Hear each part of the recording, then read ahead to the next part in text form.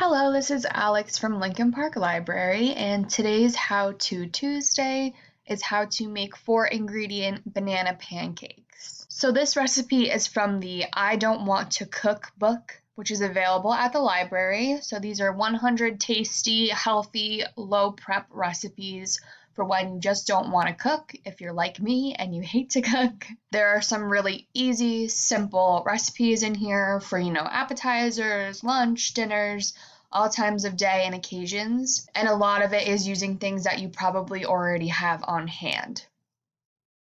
So for this recipe in particular, you will need 1 medium banana peeled.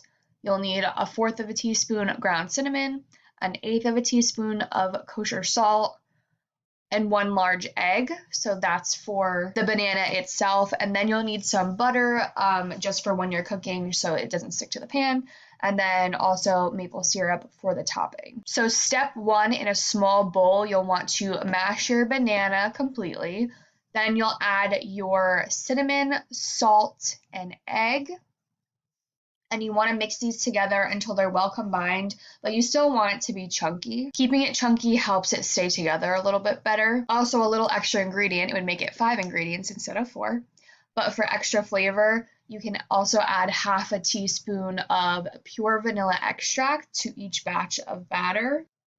I think the vanilla definitely adds a little bit more flavor. It makes it a little bit more, complex because it is such a simple recipe. So if you have vanilla extract on hand and you enjoy that kind of flavor, I would definitely add that in. So mixing all of these ingredients together is pretty much all the prep that you have to do, which is very, very simple.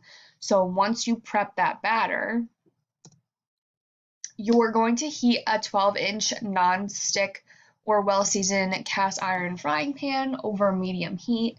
So once that's hot, it's similar to pancakes. You'll add the butter and you want to melt it about 90 seconds. You just want to prep the surface area for when you pour the batter, which is step 3. So you want to pour the batter into 2 round shapes into the pan. So what I did for mine, I actually only had a small frying pan that was clean, so I ended up doing one and then the other. But pretty much what you want to do is pour the batter into 2 round shapes in the pan, or you can do it one by one.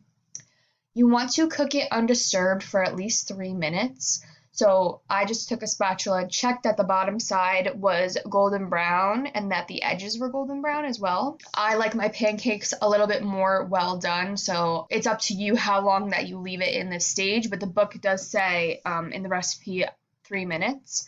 And then you'll gently flip it and cook it 2 to 3 more minutes until the pancake is golden brown on both sides. And you can see here, this is what it looks like when it's done. Then for step 4, you want to transfer your pancake or pancakes to a serving plate, and you want to serve it hot with maple syrup. So I use pure maple syrup from BJ's, but you can use any kind of syrup that you want.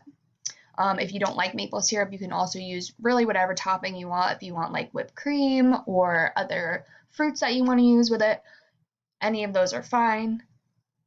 It even tastes great on its own. Just one thing I want to note, this recipe is a 1-to-1 ratio of banana to egg. So you can double, triple, quadruple, however many people that you have. You're easily able to feed a crowd and figure out how much of the ratio that you need to change. There's also a note in the book that instead of pan frying in batches, you can also use a large nonstick griddle to cook 6 or more pancakes at once, which is really helpful if you're making breakfast for a lot of people. This was one of the simplest recipes I've ever made, especially for pancakes. It definitely has a different texture, I think, than a regular pancake. It's not as fluffy. It's a bit more dense, kind of has a banana texture, which I like, but some people might not. But these would definitely be great, if you made a whole bunch one morning, I think you would freeze these and then, reheat them for, the kids or for you on a morning on the go. This is a great recipe for that. So again, I'm going to go back. This recipe is from the I Don't Want to Cook book, which we have here at the library. And if you're interested in taking it out, you can either put it on hold online, give us a call and let us know that you want it, or you can come in if you see that it's in and grab it yourself. So in addition to having this recipe, there's also a lot of great other recipes for all different times of day and occasions as well. But thank you so much for watching my video. I hope you guys go and make your own 4 or 5 ingredient banana pancakes, and I hope you enjoy them. Have a great day.